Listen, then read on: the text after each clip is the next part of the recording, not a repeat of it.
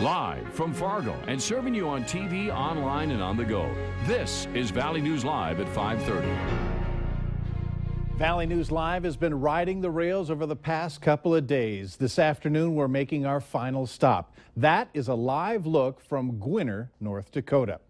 Good evening, everyone. Thanks so much for joining us tonight. Yes, tonight we are live in Gwinner. Stephanie and Hutch are among many from Valley News Live that are in that town for our evening newscasts. They'll be talking with the mayor as well as several other community members. So stick with us throughout the show as we see what they're up to. And you can follow all the fun online. We've set up a photo gallery with more than 100 pictures that you can view. You can see some of them on your screen, and if you'd like to see many more, go to our website, valleynewslive.com, and click on this story. In the news, a follow-up tonight to a story that we first reported last night. It involved the Golden Living Center nursing home in Moorhead. A viewer said his mother fell, pulled the emergency cord. Nobody came over to check on her for more than an hour. Since that story aired yesterday, we've received dozens of additional complaints about experiences at the facility.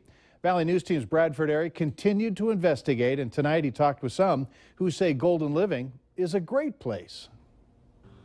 An infection kept us out of the Golden Living Center yesterday, but we still managed to talk with one resident by phone who was clearly not happy. Can't go out of our room.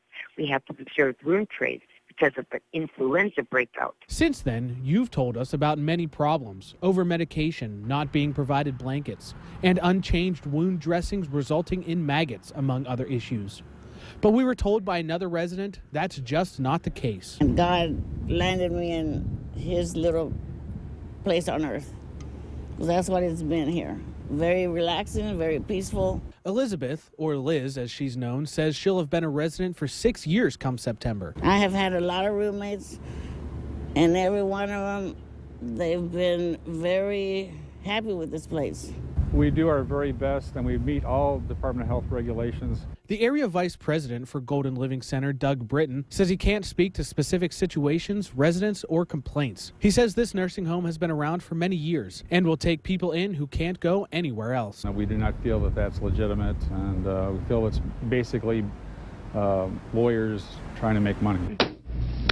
The lawsuit says Golden Living Centers engaged in unfair and deceptive acts toward Pennsylvania consumers. The Pennsylvania Attorney General is suing Golden Living Centers in the state, saying the problems go all the way to the top of the company. And you've told us about issues at facilities in South Dakota and Nebraska as well. But for Liz Garcia, she says the staff and those in charge here in Moorhead are actively working to make things better.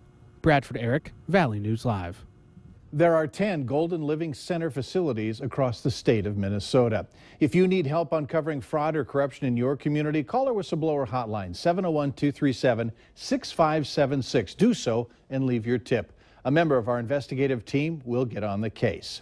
Yesterday it was the heat. Today it's the wind. In fact, tonight's performance at Blue Stem of Mary Poppins was canceled because of the wind. Let's go to Lisa Green, who's in the Storm Team Weather Center, for a look at tonight's forecast. Lisa, windy?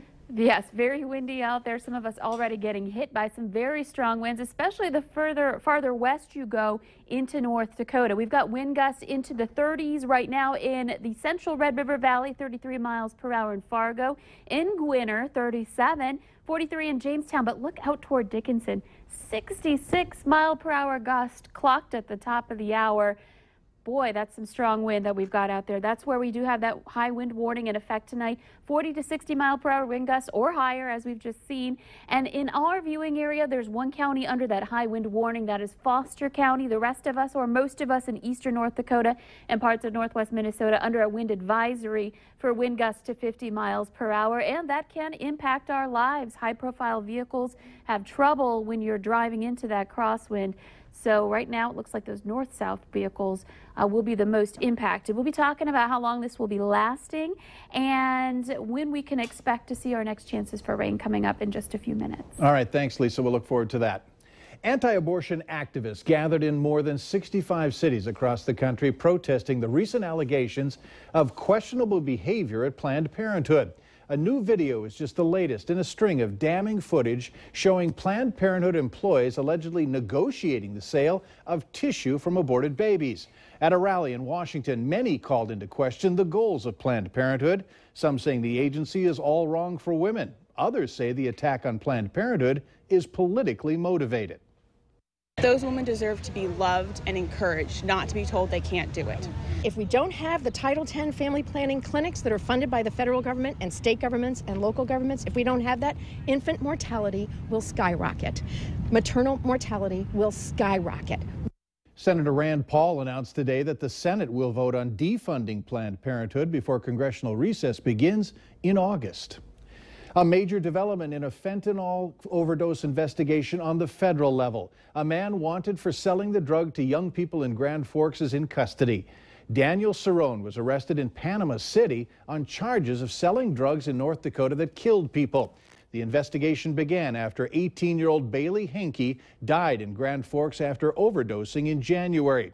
The Grand Forks police chief says they're going to throw every resource they have into trying to stop the selling and buying of fentanyl. The department is working with UND to try and change the culture of young people, saying many are doing the drug to seek thrills. Now, 6 others are facing federal charges, including 5 Grand Forks men who have pleaded guilty to selling controlled substances and other charges. One of the men not pictured is 20-year-old James Seeley from Grand Forks. The remains of an elderly woman have been found by firefighters. The fire call coming in yesterday around 1 o'clock to a home on the north side of Portage Lake, that's just north of Park Rapids, Minnesota. Firefighters discovered the remains of 82-year-old Dolores Kadrowski of Vancouver, Washington, inside the home. Her body was sent to the Ramsey County Medical Examiner's office for an autopsy. Another case of E. coli has been confirmed, likely connected to the Red River Valley Fair. It's the 5th case reported. All 5 victims are under the age of 18 and from the eastern part of the state. 4 of the 5 had to be hospitalized. Now, symptoms include nausea, vomiting, and diarrhea. The health department is trying to track down the source of the problem, and they're asking anyone who got sick within 10 days of attending the fair to take the survey. We have a link of this survey online. Just go to our website, valleynewslive.com, and click on this story. 7 people were killed yesterday in 2 separate plane crashes, one in Minnesota, the other near the Minnesota-Wisconsin border. The first crash happened just before 5:30 Monday night in Polk County, Wisconsin.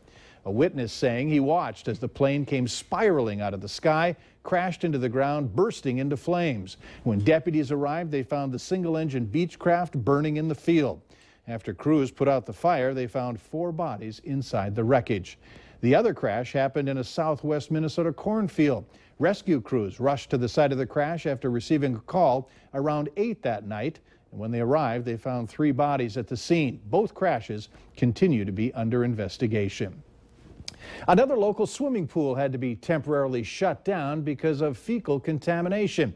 Today, the Fargo Park District closed Davies Recreational Outdoor Pool so supervisors could clean and superchlorinate the pool to remove the contamination. The pool is expected to reopen tomorrow. It's the 2nd pool to be recently closed down.